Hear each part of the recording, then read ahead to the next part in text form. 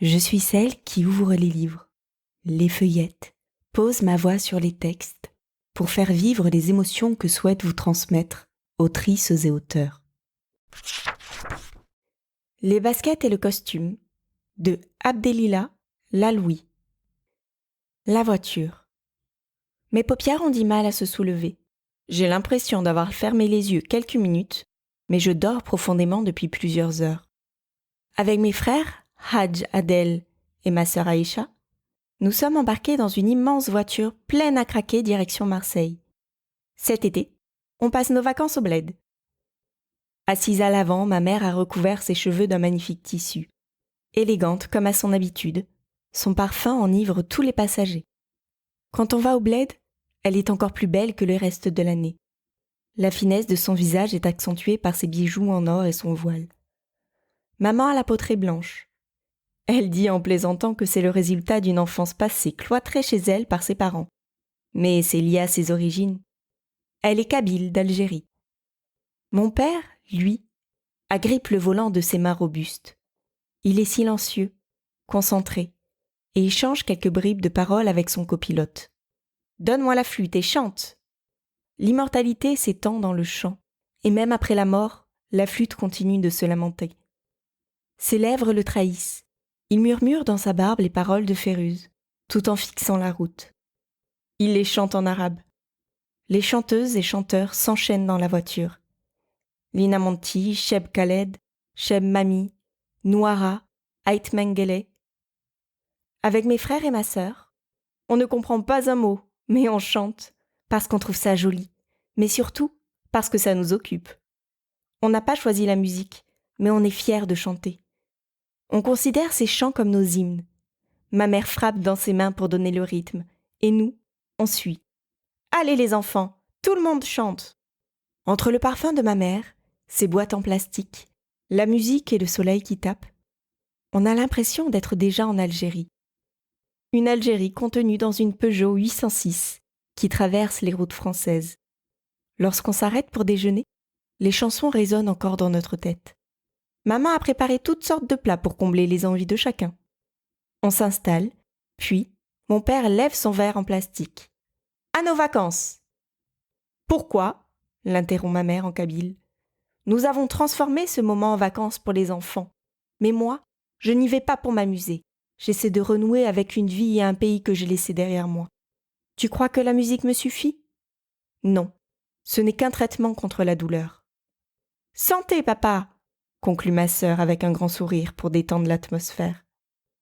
De retour dans la voiture, on sait que l'heure du supplice est arrivée.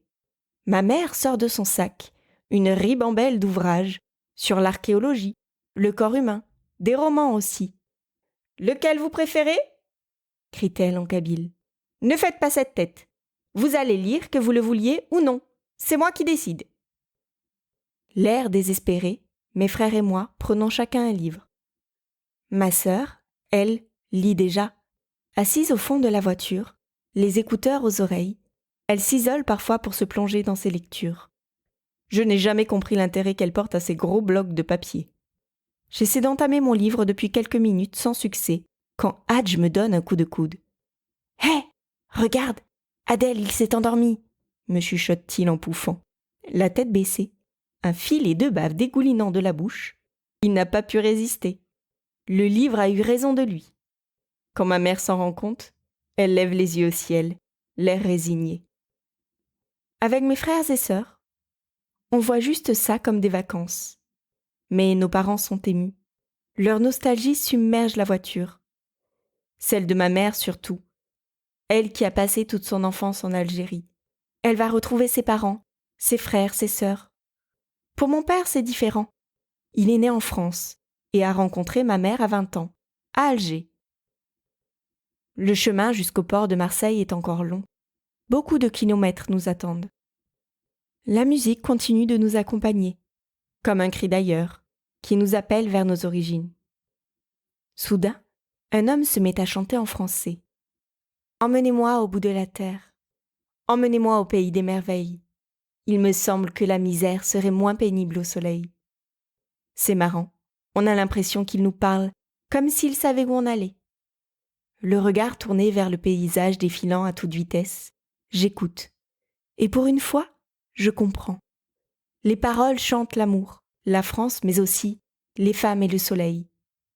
Résonnent ensuite Mike Brandt, Hervé Villard, Jacques Brel, Sylvie Vartan ou Dalida. Mon père les adore tous. Toujours agrippé à son volant, le temps du voyage, il devient le chauffeur de la famille. Mais on sent bien qu'il n'est plus avec nous. La musique le plonge ailleurs, dans sa France des années 70. La musique a le pouvoir de suspendre le temps. Elle nous renvoie à nous-mêmes, à ce que l'on a vécu, les moments les plus difficiles comme les plus heureux. Mon père est emporté par ses songes.